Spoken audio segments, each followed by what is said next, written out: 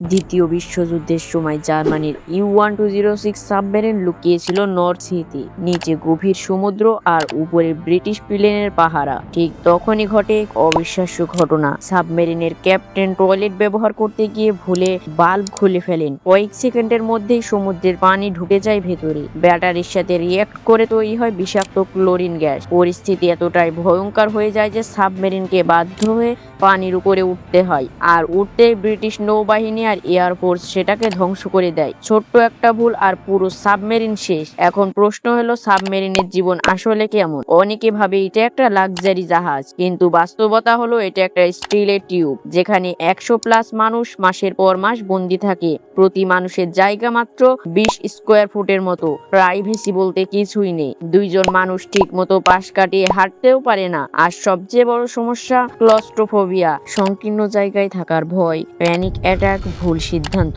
এগুলোই সবচেয়ে বড় শত্রু।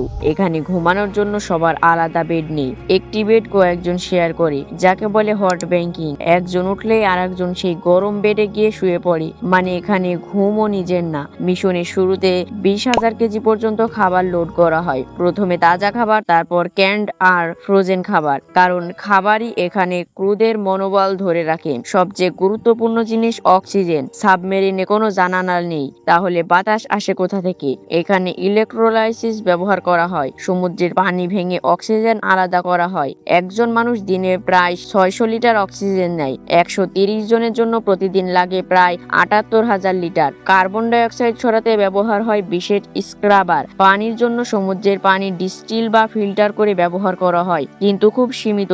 একজন মাত্র 60 সেকেন্ড শাওয়ার নিতে পারে। আর টয়লেট বজ্র জমা হয় ট্যাঙ্কে, তারপর হাই প্রেসারে বাইরে ফেলা হয়। কিন্তু এখানে ছোট ভুল মানেই বিপদ, ঠিক যেমনটা হয়েছিল ইউ-1206 এর সাথে। সবশেষে সাবমেরিনের সবচেয়ে বড় যুদ্ধ শত্রুর সাথে না, নিজের মনের সাথে। মাসের পর মাস সূর্যের আলো নেই, পরিবার নেই, একই পরিবেশে ডিপ্রেশন, উদ্বেগ, সবকিছুর মাঝেই সিদ্ধান্ত নিতে হয়, কারণ এখানে একটা ছোট ভুল মানেই মৃত্যু।